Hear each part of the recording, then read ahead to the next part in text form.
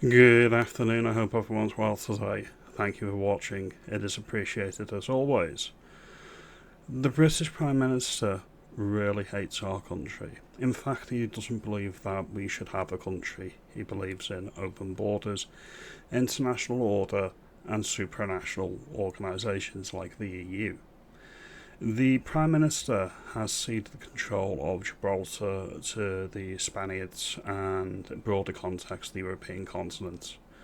And he's done this against the consent of the British people, both here and in Gibraltar. Alright?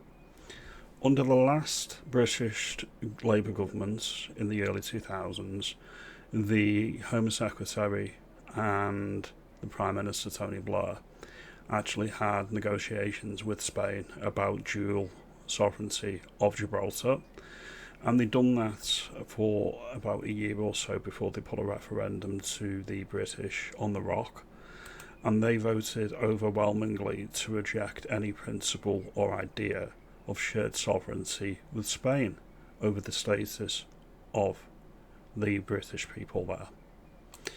What happens when the government doesn't get the results it wants in a referendum? It will either rerun the referendum or disregard it and say it's advisory only. That's what's happening here. First it was the Chagos Islands, and they just surrendered that to Mauritius, and they did that without a referendum for the Chagosians. And now they're doing it here. They're doing it to the people in Gibraltar. What's going to be next? Is it going to be the Falkland Islands? If Malay goes in with a chainsaw, they're just going to roll over and say, right, okay, we're not even bothering going to defend it this time. This is what the Prime Minister's done, and it's an absolute travesty and a disgrace. The principle of sovereignty should be upheld. We should be a sovereign people, and we should be able to decide the future of our own land. And especially the people down in Gibraltar. They voted against this, they do not want this, and they do not consent to this. But for the Prime Minister, that's immaterial. It doesn't really matter. Alright? Now, I've always had a bone of contention with the Spanish claims to Gibraltar. Yeah, geographically it may be closest, but the same could be said about this island, okay?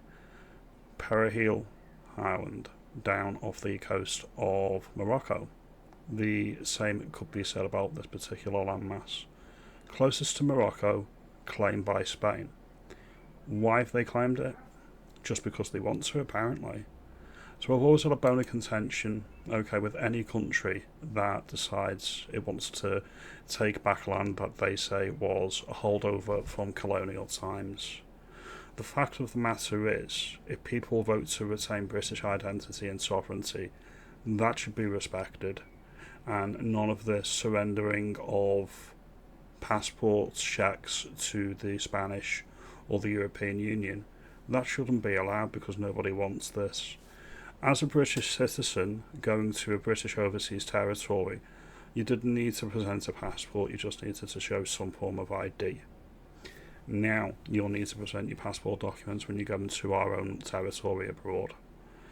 If you think this is an outrage, and you think that two-tier Kia will do everything and anything to sell out the British people, make me aware. If you've not been to Gibraltar, I do suggest you go, it's absolutely gorgeous. You need to pay attention to the monkeys though, because they are very light-fingered and will make even the Scousers blush. I appreciate your time, you have a good day, and thank you for watching.